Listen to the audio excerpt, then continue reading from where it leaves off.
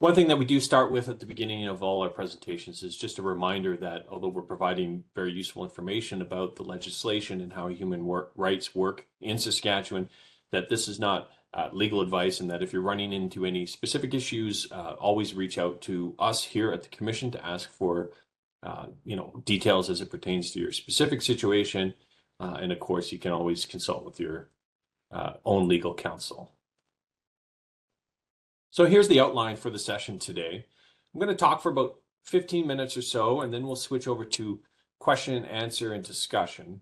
First, I'm going to give you a quick overview of the Human Rights Code, specifically about the sections that apply directly to employment and advertising employment opportunities. Then I'll quickly touch on a few aspects of setting job requirements and advertising before delving more substantially into application forms and interviewing.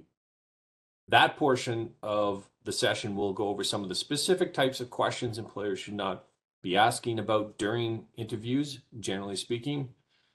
And then finally, I will delve into a couple special cases that would modify potentially the approach that you take in interviewing and the types of questions that you would be asking. And then we'll throw it open for questions and discussion.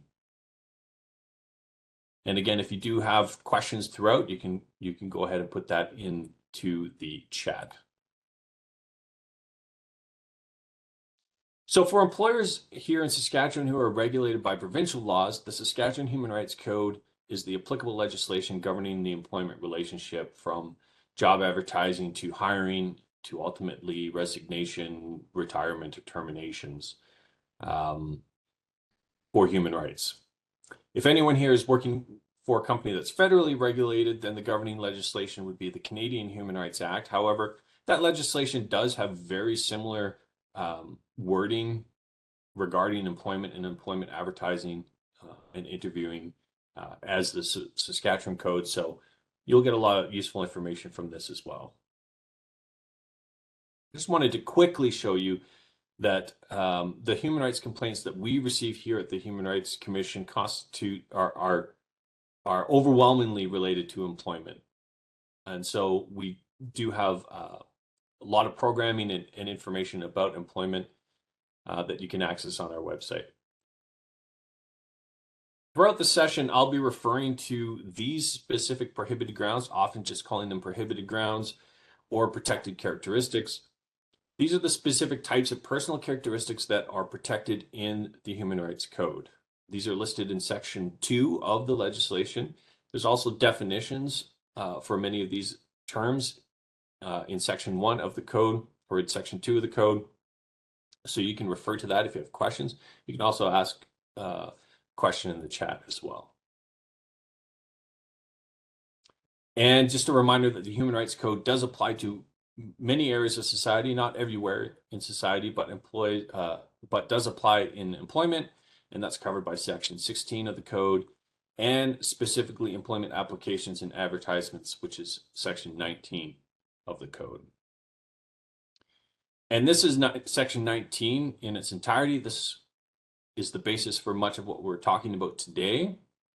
There's a fair amount of wording here in subclauses and such, but basically the first part here declares that it's unlawful to publish an advertisement for employment that discriminates on the basis of a prohibited ground. So that could be something very explicit, identifying a specific type of people that are protected and saying that we don't want them to work here. We don't see that so much anymore, but there could also be implicit discrimination in the advertisement that would be prohibited under the code. It also states that it's unlawful to make written or oral inquiry related to employment that discriminates on the basis of a prohibited ground. So in effect, this means you cannot ask questions during an employment interview process or during the application process that would discriminate on the basis of a prohibited ground. And then the second part of the section here just references that there are a few sort of exceptions to this general provision that we can talk about later as well. So one of the best ways to avoid potential problems and potential violations of the Human Rights Code during the interviewing process is to make sure that you've fully established detailed and clear job requirements, and to do a little bit of work before the job advertisement goes out, before you do hiring, to make sure uh, that you have the full details about the position that you're looking to hire, and made some key decisions about how you're going to go about doing that. Um, at this stage of designing a job or revising jobs and identifying clear job requirements, you can think about potential accommodations that you might be able to do in that position. These job requirements need to be reasonable and in good faith. As well, if you're doing any kind of preferential hiring, perhaps for the purposes of employment equity, you'll want to decide whether this position is part of that and how it's part of that, and just make sure it's in alignment with your overall equity plan. And if you don't have an equity plan, you should probably do that first before you start doing preferential hiring. And just a couple notes here on advertising. So ensuring that your job advertisements comply with the code, it seems pretty obvious. There's no one way to advertise for jobs. There's a lot of discretion. So just review the content of the advertisement, and consider ways that you can distribute it to attract the diverse candidates that you're looking for. So now we're going to switch over to talking about the application forms more directly and interviews. But one of the things to keep in mind just before we get into that is that using employment agencies, lots of companies do that, but employment agencies as well are subject to the code and the limitations in Section 19 that prohibit discrimination in advertisements and hiring. And so they're subject to the code, and employers who rely on employment agencies who are discriminating in their processes of selection and recruitment may also be liable for discrimination under the code. So just keep that in mind. So some general points here about application forms. One thing to think about and to try to make even more possible is the accessibility of the application process. There's lots of technological ways to improve accessibility, from screen readers, for instance, but just to make sure that the forms themselves are accessible, as well as your whole application process.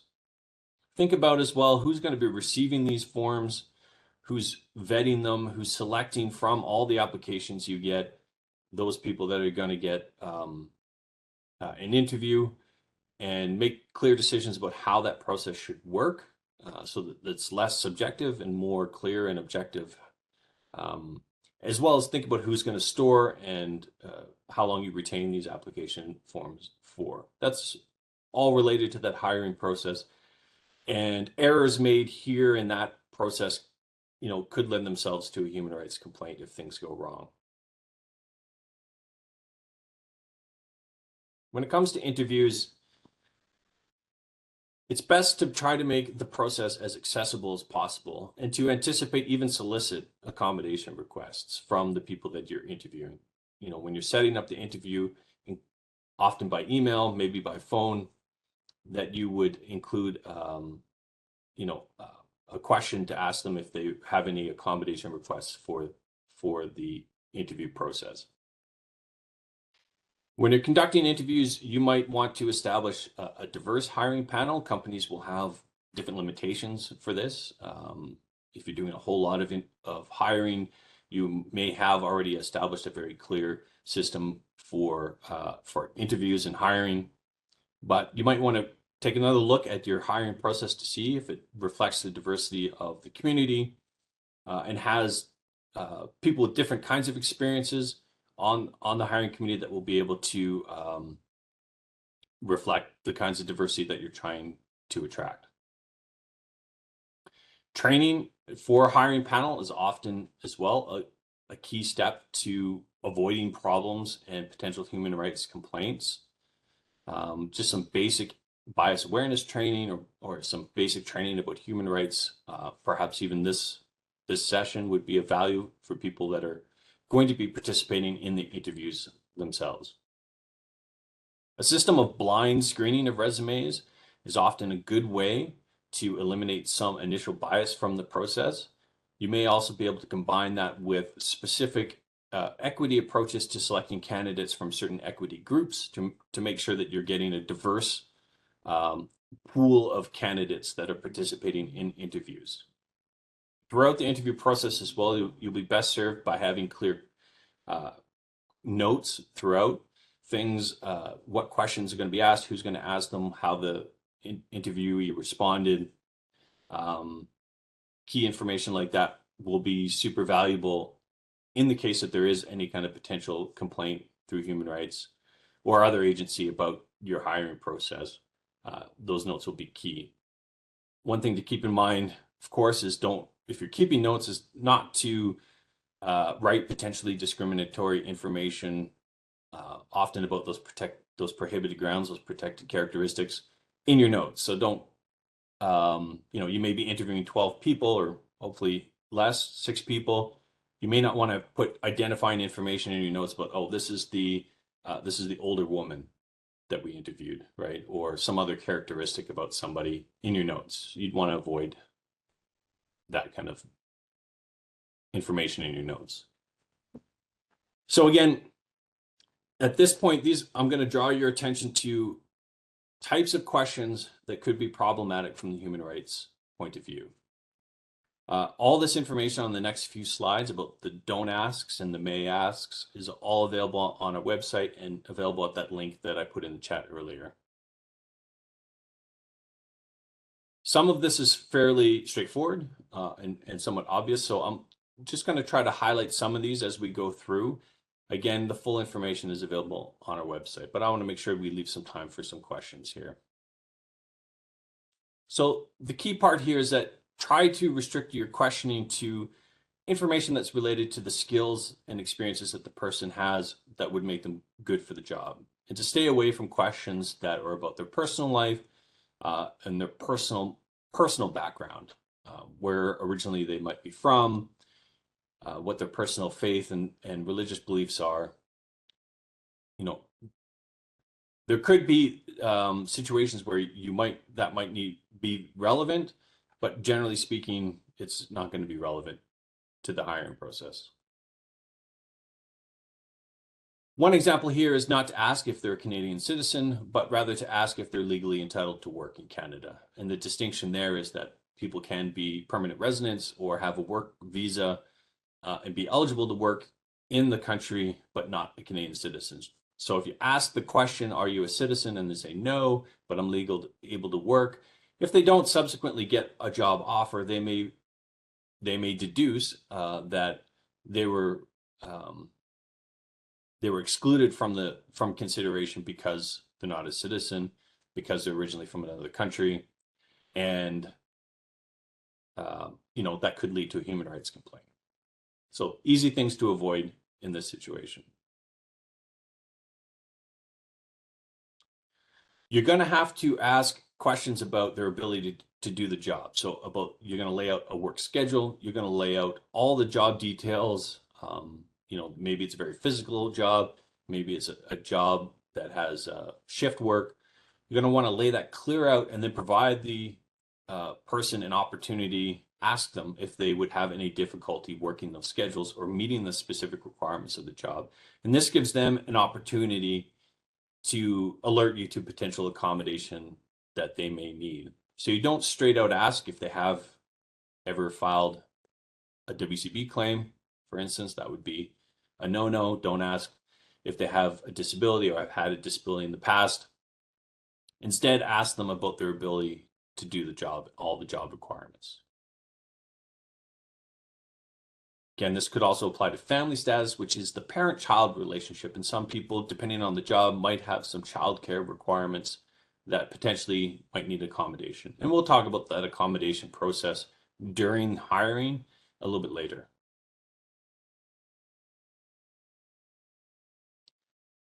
One of the big ones here, because we do see lots of complaints in employment related to disability, is explicit questions about disability. So you want to be careful there. Again, Don't ask specifically about health problems. Instead, ask if they might have any accommodation that's required to do the job. And many people with disabilities, for the specific job that you're advertising for, may need no accommodation at all. They simply have a disability, but in the line of work that they're pursuing, it doesn't impact their ability to do the job.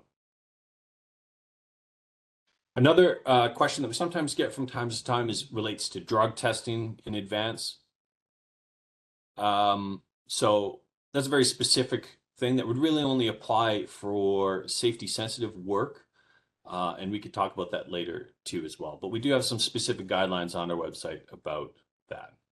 But because alcohol addiction and drug addiction is often deemed to be a disability, it sort of falls into that same potential category as disability. So you want to be careful there. I already made this point about when you're keeping those notes, not to put some potentially problematic language in your notes. So we'll just skip to the next one. So it's a reality that when you're hiring for somebody, you may have to collect some of this information, a little bit, or depending on the job, you might need to collect a lot of it. The key idea here is to try to collect any sensitive information later on in the process. So don't ask for, if you can at all help it, don't ask for copies of like driver's licenses with an application, because that's going to reveal a lot of information about somebody.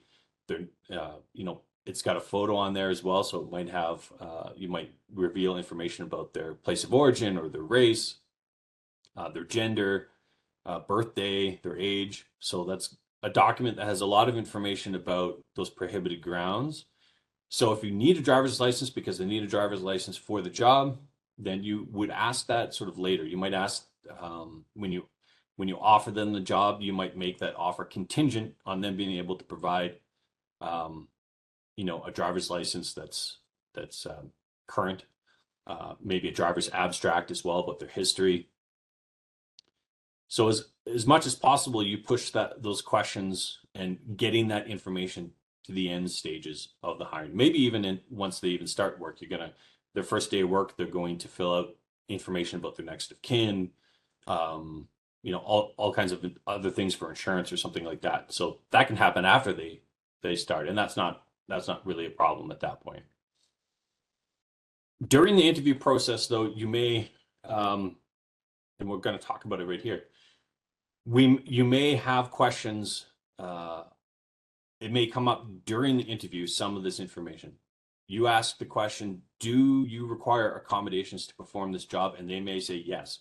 So right there in the interview process, which is sort of in the middle of that hiring cycle or process, you might be sort of now forced to tread in water that is related to human rights and those protected grounds. And so, one, you want to anticipate that that's always going to be a possibility. And then what do you do if you find yourself in that situation? So the first thing is, again, if you've prepared properly and you have a clear job description, you'll be able to have a conversation with this person about those job details. They may have questions. They may say, well, I have these limitations. I have upcoming surgery on my shoulder, and so that might not happen for 9 months. For the first year of the job, I may have some restrictions in what I can do with that arm and that shoulder, maybe some ability to move weight, or depends on what the job is, what's relevant, right? And so then you might have a conversation right then and there about some of the aspects, some clarifying, but often you're going to need to follow up with perhaps a little bit more detailed information from the applicant's physician or something that would detail specific restrictions and limitations.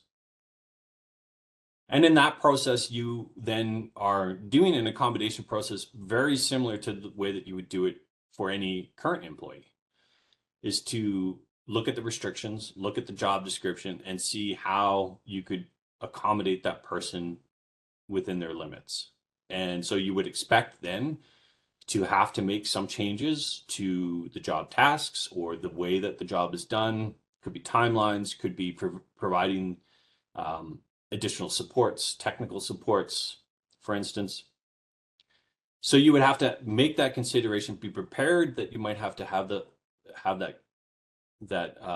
those considerations during the hiring process. And so much is going to depend on the details, right? There's no one answer here.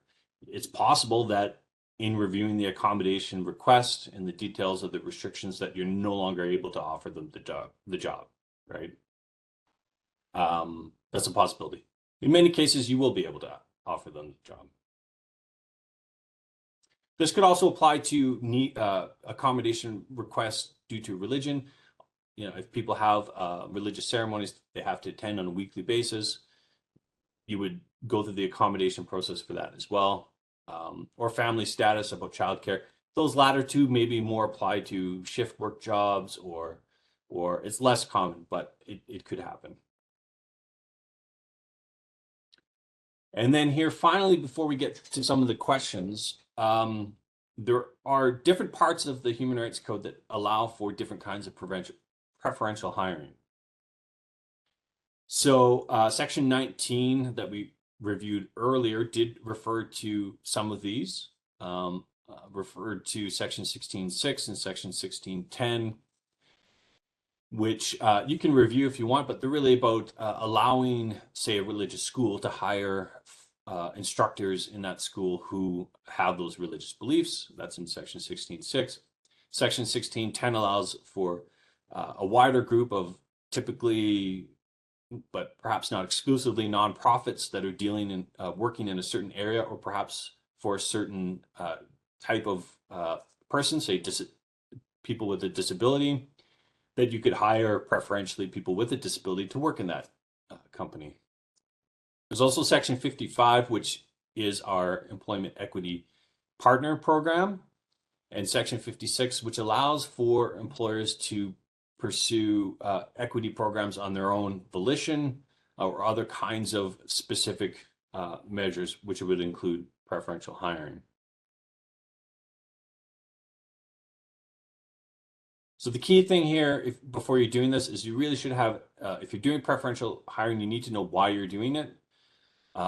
If it's for employment equity purposes, then you should have an employment equity plan that's robust. And if you do, then you can include this throughout your employment advertisement and hiring process, interviewing and hiring process. You can include questions about that. You can ask for self-declaration. But again, don't ask for self-declaration if you're not going to use that information. So if you're using it as part of the people that you're selecting for interview pool, or because the job, you may want to give preference to people from that equity group in offering them the job, then you may also require some verification about their membership in that equity group. This could be about their a treaty card or something about their Indigenous status. It could be some details confirming that they do in fact have a disability, if it's about the disability equity group. So that was a very fast run through, and I'm just going to stop my presentation here and open it up for questions. Again, lots of resources available on our website, and if people have specific questions later today or later this week or later this year or next year, they can always contact us and speak to our business helpline about your specific situation. Thank you, Robin. That was very insightful and thorough. We have a couple of questions already that I'll just address prior to getting into the questions related to the presentation. So one is about sharing the slides of the presentation by email, and one is about whether or not this session will be recorded and people can have access. We generally don't share our slides publicly, but we may this time, given that everybody that is presenting and hosting works with the commission, be able to post this on our website, to be determined, but we can let those of you that have registered today know if that is something that we are able to do and provide you with a link. In the event that we are short on time and have a ton of questions pop up, feel free to send them to myself or my colleague Adam Hubbold, whom you would have registered through today, and we can maybe create kind of a general email with some of the questions and responses and send them back out to people as well. So first question we have here, what are the rules around recording interviews, especially with online video interviews, in order to protect yourself from claims of discrimination in the interview process? Yeah, this would be a newer area, but much more common these days in the post-COVID reality. We're all using video conferencing much more often, and we're using it today, in fact. So it would be much more common to have those video conferences recorded. I think what would first be clear is that you would have to make sure that your best practice would to make sure that everybody was informed of it. The interviewee knew that it would be recorded, you know, ahead of time, and if there were any concerns about that, to uh, to to be able to address them before the interview happens. It could be one tactic that you use, similar to keeping notes. You would have a clear, fairly unambiguous record then of what happened during the interview process. Um, and I mean, depending on what happens in the interview, that could be good or bad. It could, in fact, provide some protection against a human rights complaint. But of course, if there were mistakes made during the interview, then that would be documented as well. So it's certainly one strategy that you could use. And it could be valuable as well, just generally from HR purposes, to be able to quickly review a succession of interviews.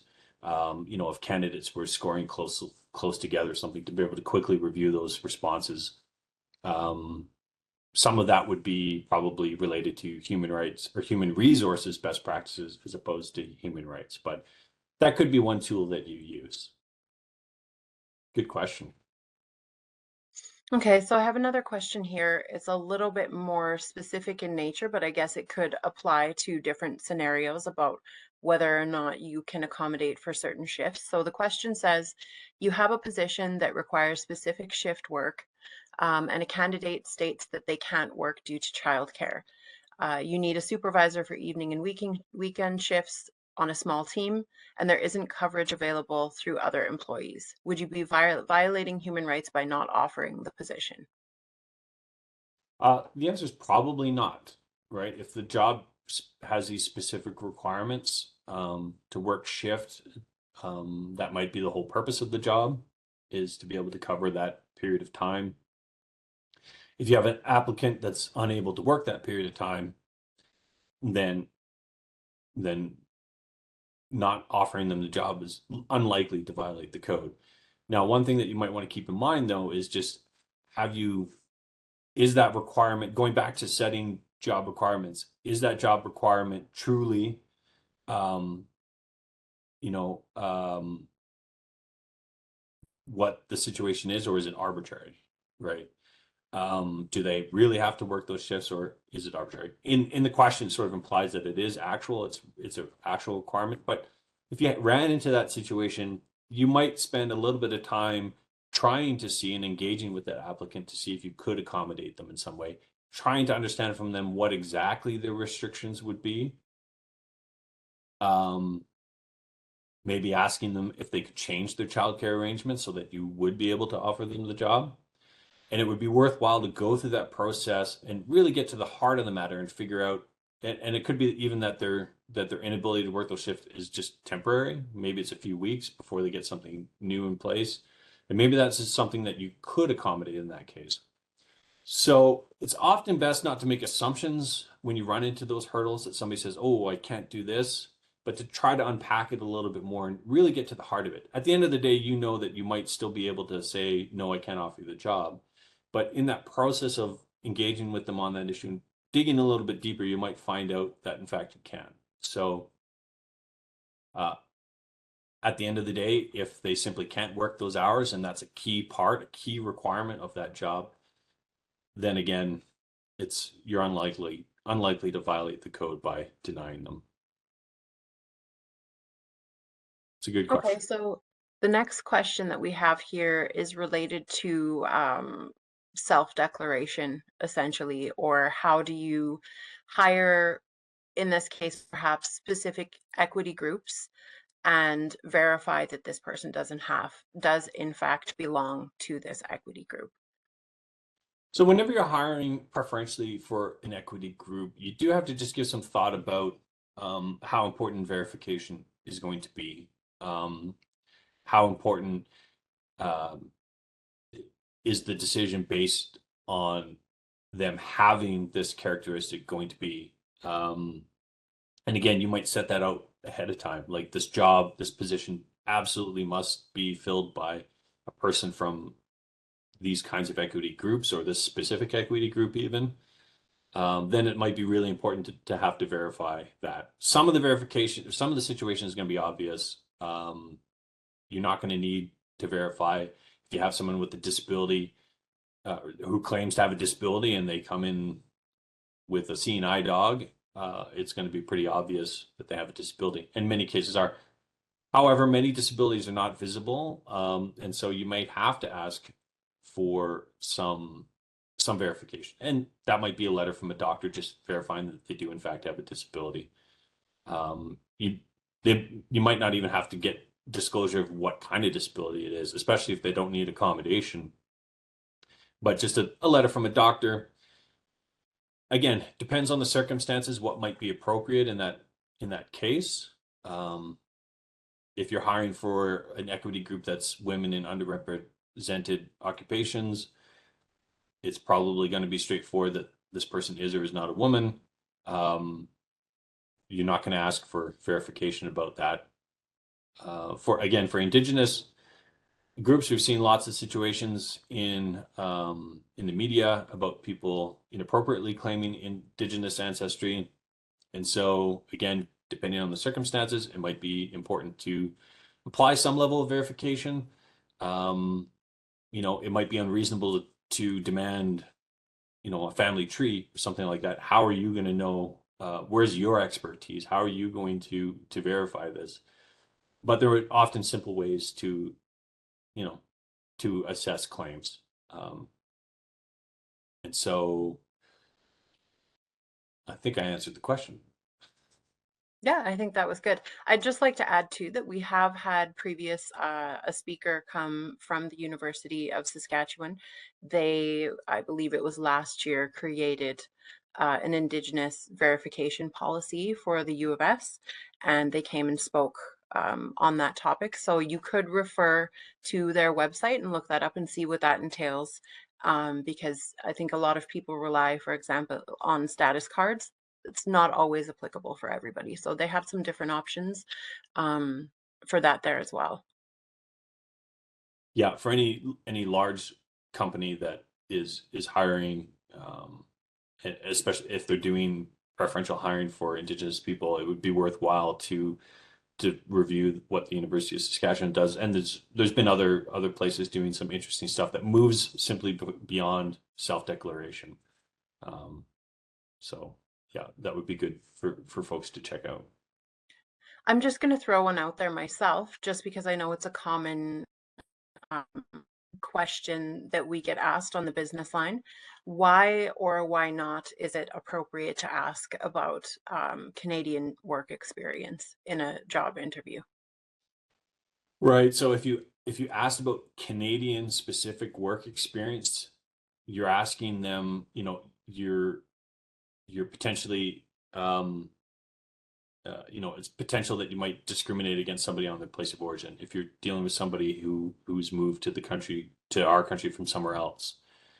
Even if they are now a citizen, if they worked somewhere else, and you're asking about the Canadian work experience, you may run into the problem where they don't have any or they have limited things, and then you've treaded on this issue of place of origin. For the most part, um, a requirement for Canadian work experience is not going to be a good faith, reasonable requirement. Um, there are standards in different professions locally that people have to meet, training standards, education standards for certain professions. But actually having Canadian work experience is not often among that. And so there would, I can't even think of a specific example where it would be legitimate to require Canadian experience.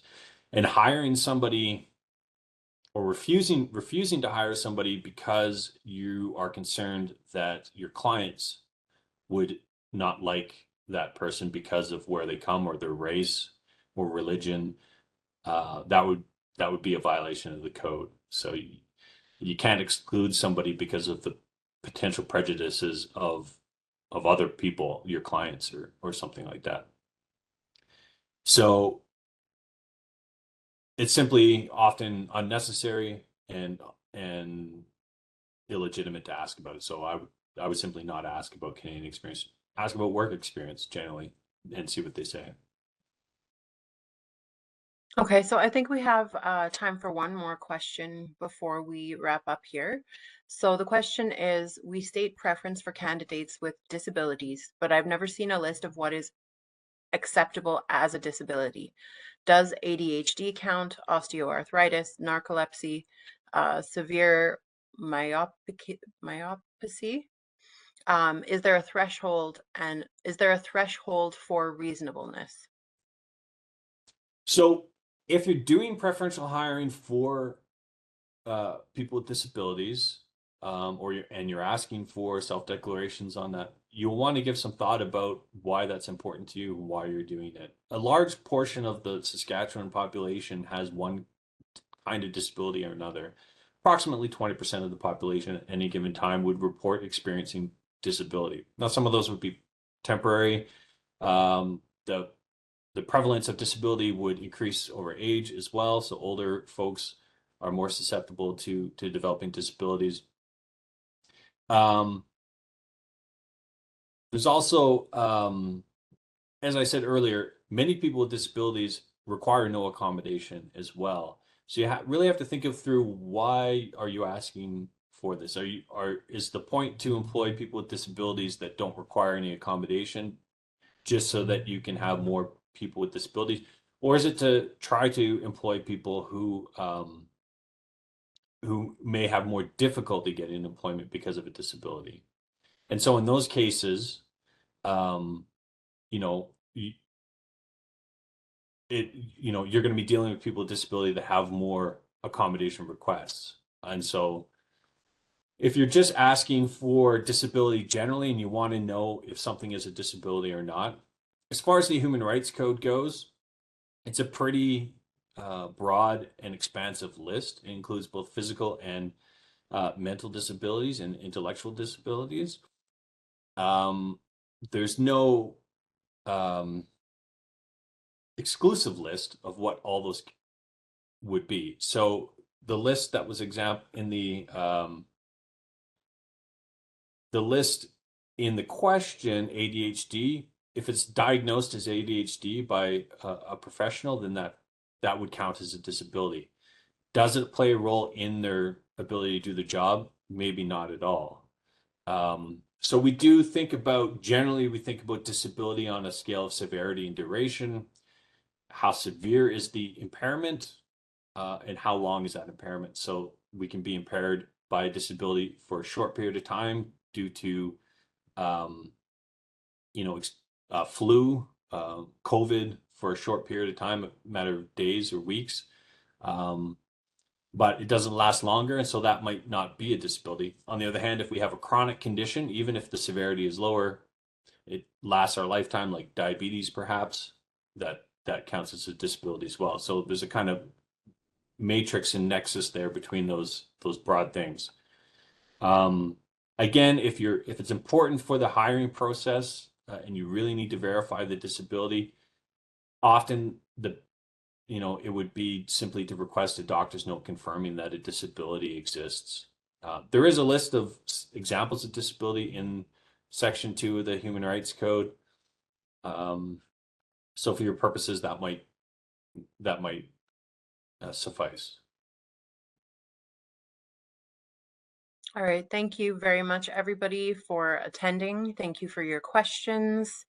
If you have more specific questions that you would like to discuss more in depth, please feel free to reach out to the business line that the commission has. You will end up most likely speaking to me, and I will do my best to help you out. And thank you so much, Robin, for presenting today on this very sought after topic. This is one of our most attended lunch and learns that we've had. So it's great to have everybody showing up and learning more about human rights and employment. So thank you very much, Robin.